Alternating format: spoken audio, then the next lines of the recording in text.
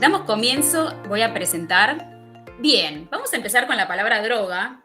Es tener en cuenta que drogas son sustancias que pueden alterar cualquier función del organismo, ¿sí?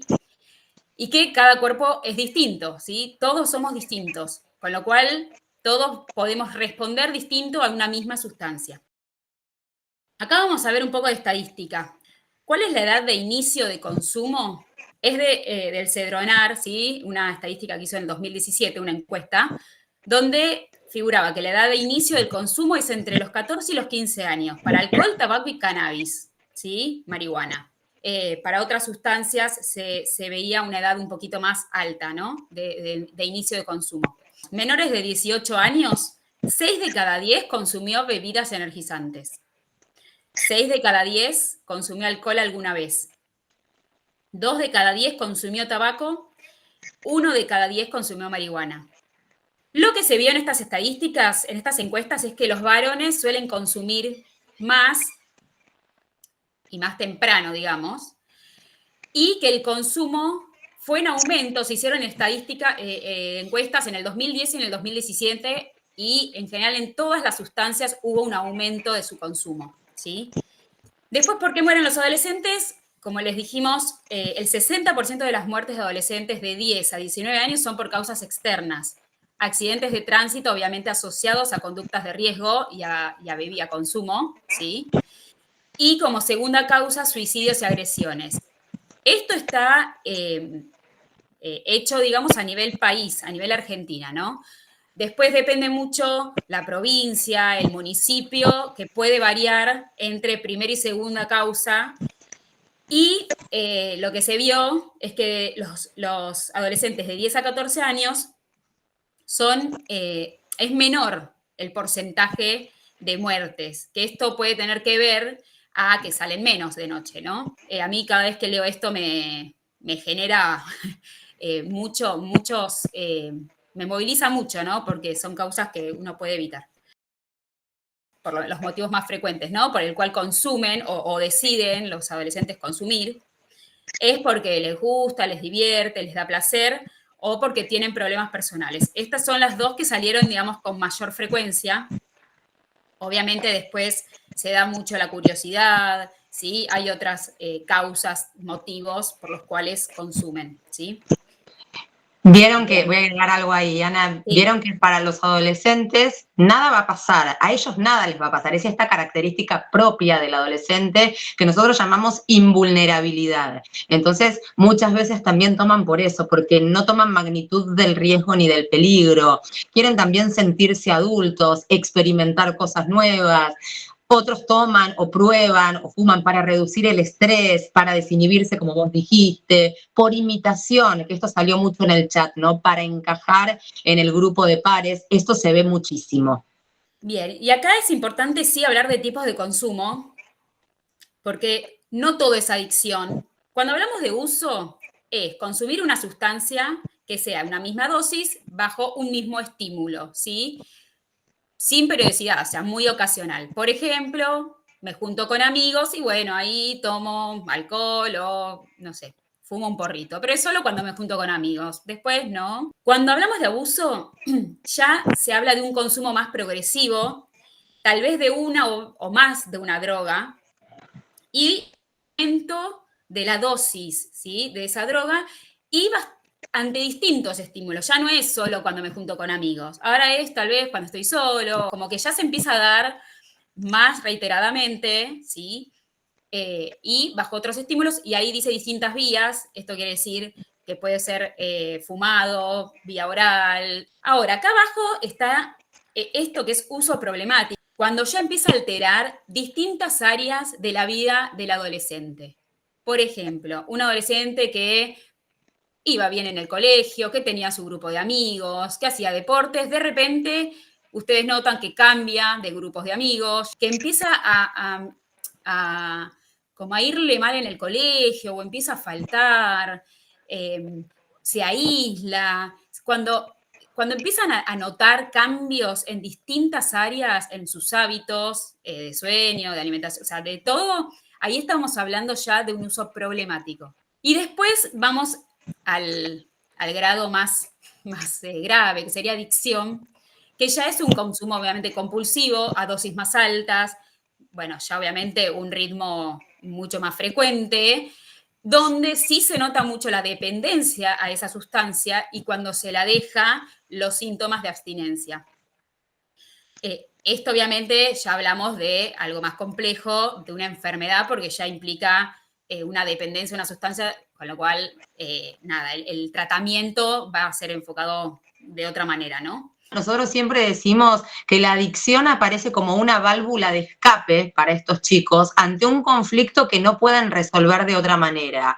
¿Qué tipo de conflictos pueden ser? Soledad, angustia, baja autoestima, inseguridades, miedo, bueno, diferentes cuestiones que, bueno, atraviesan la adolescencia, ¿no? Entonces, uno les pregunta, ¿y para qué fumás o para qué tomás? Para olvidarme, ¿no? Para evadirme. Entonces, esto hay que tenerlo en cuenta. Esto en boca y en voces de las palabras de ellos. Bien, y ahora hablando un poquito más así de las sustancias, el alcohol lo que genera para el organismo es un tóxico, con lo cual siempre algún grado, o sea, si algún grado de alcohol, algún porcentaje ya va a generar alteración de alguna de las funciones, ¿sí? Acá puse algunas: alteración de la percepción, incoordinación muscular y alteración de los reflejos, vasodilatador, o sea que es lo que genera hipotermia, ¿sí? Baja la temperatura corporal, y disminuye la potencia sexual. En adolescentes, obviamente el alcohol, todas las sustancias de las que vamos a hablar, bueno, menos las bebidas energizantes, generan tolerancia, dependencia y abstinencia. ¿Qué significa? Tolerancia es que el cuerpo cada vez va a necesitar más dosis de esa sustancia para generar lo mismo. Lo que al principio me generaba un vaso de cerveza, después un vaso ya no me va a alcanzar y voy a tener que tomar 2, ¿sí? 3, y vamos en aumento. Dependencia, ya sabemos, obviamente se va generando más dependencia a la sustancia, y abstinencia cuando se deja esa sustancia.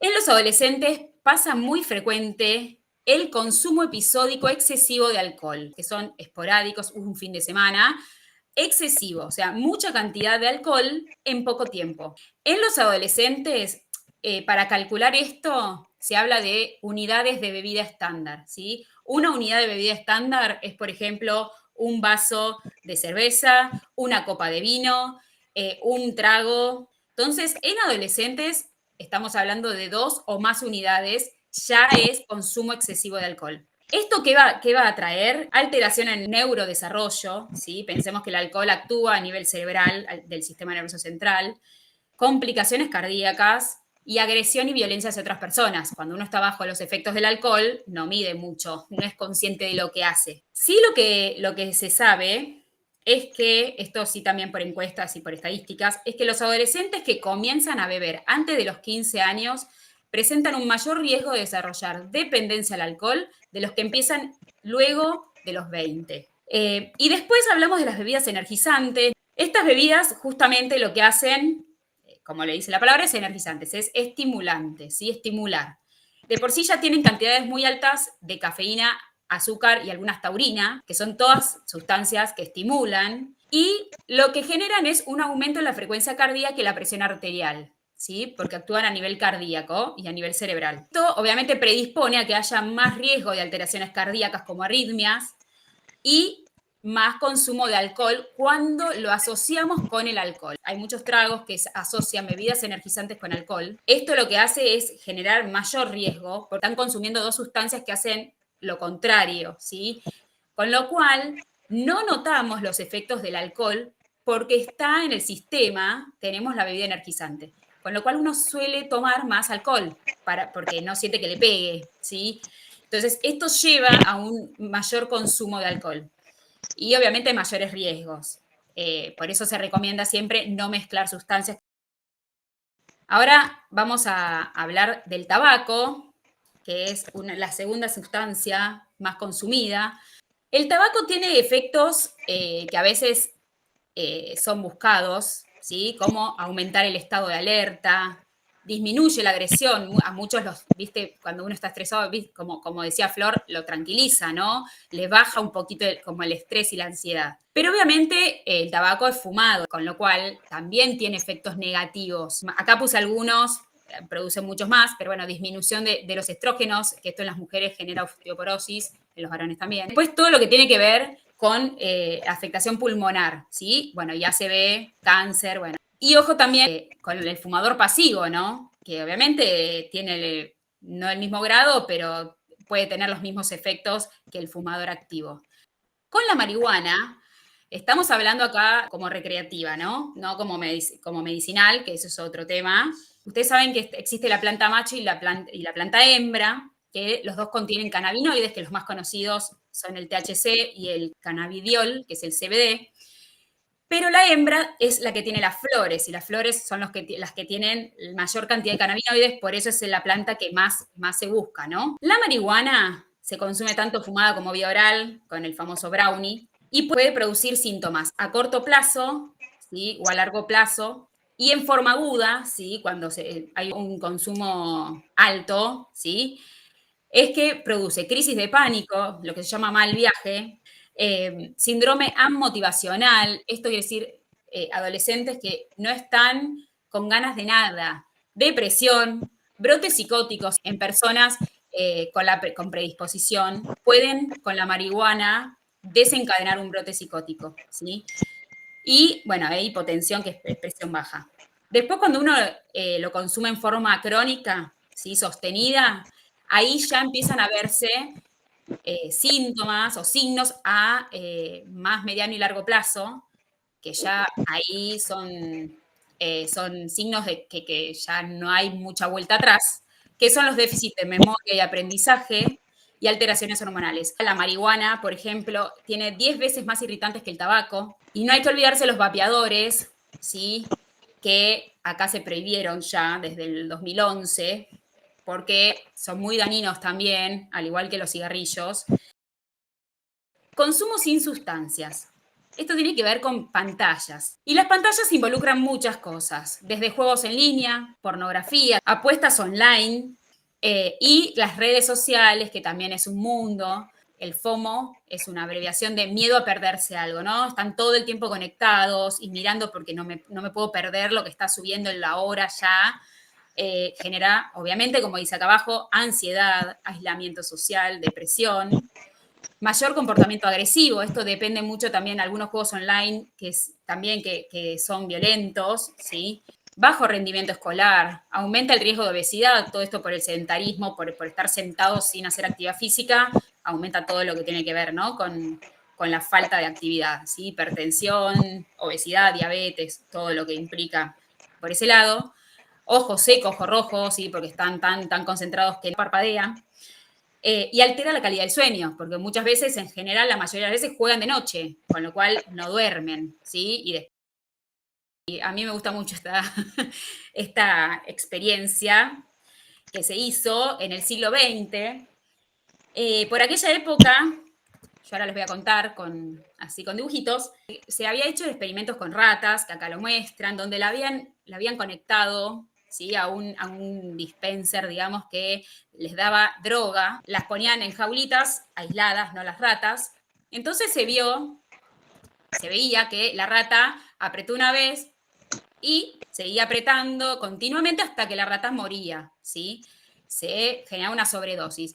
¿Qué se concluyó con este experimento? Listo, las drogas son malas, generan adicción, hay que prohibirlas. Llegó a Bruce Alexander, que fue un psicólogo, que no le convencía mucho este experimento porque decía, nada, una rata aislada, la verdad nosotros, porque esto se traspola siempre a seres humanos, nosotros no estamos aislados, ¿no? Vivimos en una sociedad. Entonces se le ocurrió hacer un parque de ratas. Y no puso solo una rata, sino que puso varias ratas. Aparte, como ven acá al costadito, puso ratas aisladas, como habían hecho antes, ¿sí? en jaulas. Les daban la misma sustancia a las dos y iban comparando cómo respondían. Lo que vieron es que las ratas que estaban en el parque estaban expuestas a la droga y a agua y comida, ¿sí? Como las otras, pero no les gustaba porque no les permitían relacionarse con las otras ratas, ¿no? Entonces no consumían tanto y terminaban comiendo y jugando ahí en el parque. En cambio, las ratas que estaban aisladas en las jaulas, se notaba que consumían mucho más. Entonces, claro, dijo, ¿Qué tenía el parque de ratas? Que le permitía a sus residentes evitar la adicción pese a que las drogas estaban disponibles. Se pusieron en juego otros factores. Síntomas que podemos ver si a simple vista es ojos enrojecidos después del consumo, ¿no? Pupilas dilatadas, aumento o pérdida del apetito, movimientos incoordinados, arrastre de palabras, bueno, náuseas, vómitos, ni hablar el aliento, que es muy típico cuando es alcohol, somnolencia, ¿sí? Bueno, y inquietud. O sea, cuando notamos algo que nos llama la atención o porque no es lo habitual, nada, estar ahí, tener estos datos para estar atentos. Bueno, pasamos a lo que son las señales de alerta, ¿no? Que esto es lo que muchas veces cuando acuden a un profesional de la salud nos preguntan los papás, ¿no? ¿Qué tengo que tener en cuenta? Cambios en sus vínculos. Empieza a aparecer ausencia o desgano en actividades que antes realizaba. Inestabilidad y cambios repentinos en el estado de ánimo. Acá me detengo puntualmente porque uno sabe que en la adolescencia, como la adolescencia lo que decimos normal, van a existir muchos cambios en el estado de ánimo, mucha inestabilidad, muchas explosiones, muchas caras de traste, como siempre decimos. Bueno, esto es un pasito más, ¿no? No lo que caratulamos de adolescencia normal, sino cosas que nos empiezan a preocupar, que como papás decimos, esto ya pasa la raya de la normalidad. Secretos, llamadas de teléfono o lugares donde estuvo que no nos empiezan a cerrar, ¿no? Estas cosas que a veces son incongruentes entre lo que nos dice él, nos dice otra mamá, nos dice otro amigo, bueno, atenti a eso. Y esto es un gran indicador donde dice problemas en el estudio, porque muchas veces son las escuelas las que alertan a las familias de que algo está pasando. Bueno, esta plaquita dice cerebro en construcción, ¿no? El cerebro adolescente es un cerebro completamente inmaduro, que sin meternos de lleno en esto que es bastante más complejo, sí decirles y explicarles que el cerebro del ser humano se desarrolla de atrás para adelante. ¿Qué quiere decir esto? Que lo último en desarrollarse es lo que tenemos aquí. La zona prefrontal es la zona encargada de, entre otras funciones, por ejemplo, el control de los impulsos, la toma de las decisiones, la organización, la planificación. Entonces, si decimos que es un cerebro inmaduro, decimos que es un cerebro que no puede pensar a largo plazo. Importa mucho más esto, la recompensa inmediata, que el efecto a largo plazo. Y sí, vamos a ver que dentro de los factores de protección, por ejemplo, tenemos las familias presentes, las familias que acogen, que alojan, que contienen. Bueno, eso es un factor de protección para los chicos. Habilidades para resolver problemas, una adecuada autoestima es un factor de protección. Buenas relaciones con el grupo de pares, o sea, un grupo de pares que nosotros decimos sanos, ¿no? Que no consuman, seguramente va a ser un factor de protección a la hora de que este chico diga, no me meto en esta tampoco. Proyectos, esto es fundamental, que un adolescente tenga proyectos, tenga sueños, tenga intereses, vaya detrás de eso, ¿no? Es sumamente importante, por eso siempre hacemos hincapié en tratar de fomentar lugares como clubes, centros barriales, iglesia, lo que sea donde el chico pueda desplegar y pueda hacer algo con su tiempo, ¿no? También marcamos como uno de los grandes factores protectores en la adolescencia el deporte, porque sabemos que un chico que entrena, que trata de tener una vida sana, que llega cansado a su casa, ¿no? Tener el tiempo ocupado, la cabeza ocupada, es mucho menos probable que caiga en este tipo de cuestiones. Así que todas estas cosas funcionan como factores de protección. Ahora vamos a ver que los mismos que nombré, familia, amigos, autoestima y tiempo libre, pueden funcionar a la inversa, ¿no? Como factores de riesgo. Una familia ausente o con consumo abusivo, donde haya límites excesivos o directamente no haya límites, ¿no? Es una familia que funciona como factor de riesgo. Un grupo de pares donde se consuma. ¿Por qué? Por esto que decíamos antes, porque el grupo funciona como eso que los chicos van imitando, ¿no? Van copiando para encajar, para pertenecer. Una baja autoestima, obviamente que también muchas veces los induce al consumo. Mal uso del tiempo libre, carencia de proyectos, esto ténganlo ahí bien grande, por eso es muy importante que los chicos estén ocupados y estén ocupados en actividades que disfruten, actividades productivas, actividades que les den a su vida un para qué. En cambio, bueno, como decíamos acá, un mal uso del tiempo, mucho tiempo libre, bueno, nos hace un poquito de ruido. Y esto que también salió anteriormente, a menor edad de inicio, bueno, mayor probabilidad de continuar con el mismo, esto. Tratar de retrasar, como vos decías al inicio, la edad de consumo. Recomendaciones que siempre nos piden, y bueno, ¿qué hacemos los papás? ¿Cómo podemos acompañar? La primera dice ser ejemplo. Los chicos aprenden más de lo que ven que de lo que escuchan. Generar espacios de diálogo sobre las consecuencias del consumo. Tenemos que decirles a los chicos lo que les pasa, ¿no? Cuando consumen, por ejemplo, porque en ese momento pierden todos los estribos. Así que generar espacios de mucho diálogo y de mucho intercambio. Límites claros. Esto también es el ABC en la adolescencia, ¿no? Sabemos que por naturaleza el adolescente va a tender a querer traspasar todo límite. No tenemos que jugar a esto de la amistad con los hijos, de la paridad con los hijos, sino que tenemos que estar en asimetría y tenemos que ser los que los contenemos, los que los limitamos, a pesar de que el costo sea la mala cara, el enojo, el portazo y todo lo que sabemos que viene después, ¿no? Pero el límite es recontra necesario. Acompañarlo de cerca, dice, esperarlo cuando llega a una salida.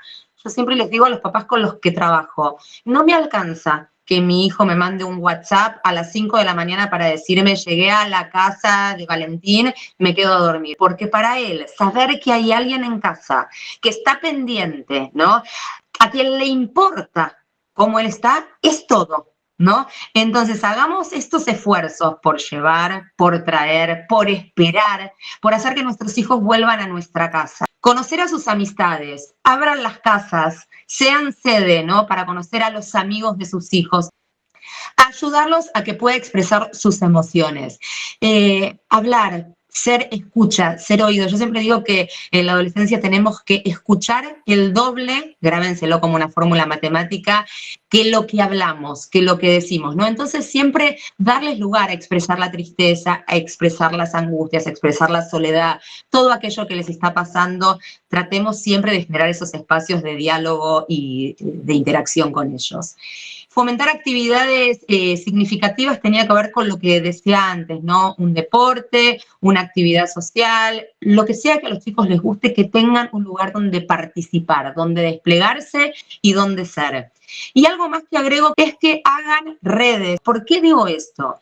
Tenemos que hacer causa común con los otros papás. Es muy difícil luchar solo en la adolescencia y es mucho más fácil cuando hacemos tribus con esos papás de esos amigos de nuestros hijos. ¿Para qué? Para que los chicos no encuentren la beta, porque son re hábiles para decir, bueno, acá a mí me dicen que no, vamos para allá. Entonces, laburen en conjunto. Wow, bueno, acá viene una pregunta que nada, desconcierta, ¿no? Y si mi hijo consume, ¿qué hago? Esto genera muchísima frustración, muchísimo enojo, muchísima tristeza en los papás cuando descubren que algo está pasando con sus hijos, ¿no? Bueno, tenemos que mantener la calma, no nos queda otra. Tenemos que hablar abiertamente, mostrando nuestra preocupación. Nunca cuando estén bajo efectos de las sustancias. Ese momento no es momento. Hay que esperar, por supuesto, al día siguiente, porque en ese momento no van a escuchar nada. ¿Cómo hablarles? Bueno, escucharlos, básicamente esto, aprovecharlo como disparador, ¿no? Esa situación, que si bien no es una situación que como padres nos guste, aprovecharlo como disparador y preguntar, ¿qué te llevó a consumir? ¿Qué consumiste? Tratar de meternos en ese mundo, ¿no? En esa cabeza para entender qué es lo que le está pasando.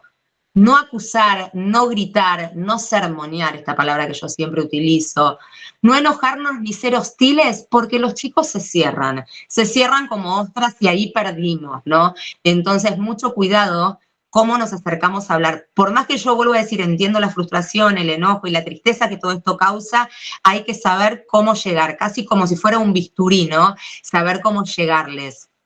Establecer límites claros y consecuencias claras, porque si de antemano saben qué es lo que les va a pasar, es mucho más probable que puedan decir que no en un determinado momento a cualquier cosa que los tiente, y cuando se encuentren en una situación donde todo esto les quede corto, no duden en consultar con el pediatra de cabecera, que es quien conoce y acompaña a sus hijos desde el momento del nacimiento, o con un profesional de la salud, como puede ser un psicólogo, puede ser un psiquiatra. Así que ahí tienen varios ítems, varios tips para qué hacemos en estas situaciones. Esto apunta básicamente a información que tratamos de bajarles siempre a los chicos y a los padres también, que tiene que ver con lo que se llama la política de reducción de riesgos y daños. Estas sugerencias en realidad tienen que ver con reducir el daño, reducir los riesgos. De ninguna manera se trata de una apología al consumo. A veces sabemos también que si va a pasar, tenemos que hacer que pase generando el menor efecto en nuestros hijos. Se les dice a los chicos que nunca tomen sin haber consumido algo, ingerido algo, ¿no? Nunca con el estómago vacío. Tomar agua, porque el alcohol deshidrata. No mezclar alcohol con energizantes y tampoco con otras sustancias. A veces los adolescentes tienen esta costumbre de hacer lo que ellos llaman la jarra loca, ¿no? Donde meten un poco de todo y los efectos son tremendos. Si tienen algún problema de salud, por supuesto, no tomar alcohol. Y si ven que algún amigo se descompuso, está vomitando, lo que sea, ponerlo de costado, taparlo y llamar a algún adulto responsable para que los asista. Evitar esto de tomar de los vasos de otros y que las bebidas siempre se las abran adelante de ellos. Todas estas son recomendaciones para reducir los daños. ¿Cómo hablar con nuestros hijos? Bueno, estar informados, ¿no? Papás, mamás, nadie puede hablar de aquello que no conoce. Si queremos prevenir, tenemos que llegar antes de que estén expuestos. ¿Qué quiero decir con esto? Si quiero hablar de sustancias con mi hijo a los 15 o 16, estoy tardísimo. Hay que hablar con naturalidad desde la infancia, ¿tá? Y hoy se sabe que cuanto más información tienen los chicos, mejor se pueden parar y mejor pueden decidir y mejor se pueden cuidar. Yo siempre digo que la información es poder de decisión. Así que hablen, no tengan miedo a hablar de estas cosas. Aprovechar los momentos en que los chicos están disponibles y permeables, que no son todos, ¿no? Porque en la adolescencia sabemos que los chicos se retraen, se encierran. Pero bueno, hay algunos momentos donde se puede llegar a generar conexión. Yo siempre digo, el auto es fabuloso porque no les clavamos la mirada así inquisidora y acusadora. Entonces, mientras vamos manejando, podemos hablar de determinadas cuestiones.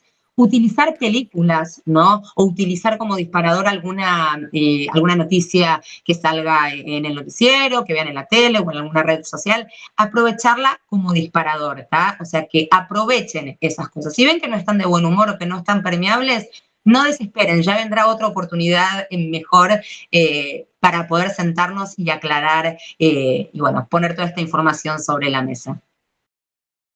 Es importante hablar, pero más importante ser ejemplo y mostrar coherencia entre lo que decimos y lo que hacemos. Esto me parece que es fundamental. Nos están mirando y nos están imitando todo el tiempo. Seamos buenos referentes para nuestros adolescentes. Bien, hemos llegado al final. Ser adultos responsables es nuestro gran desafío. Es un desafío, pero puede ser un desafío lindo. Poder atravesar esto siempre en compañía también, como decía Flor, está bueno generar redes con otras familias, con profesionales de la salud, informarnos, o sea, todo esto ayuda muchísimo. La rata sola, como vieron, se terminaba muriendo porque estaba sola, ¿sí? Qué importante que es trabajar en equipo con otras familias.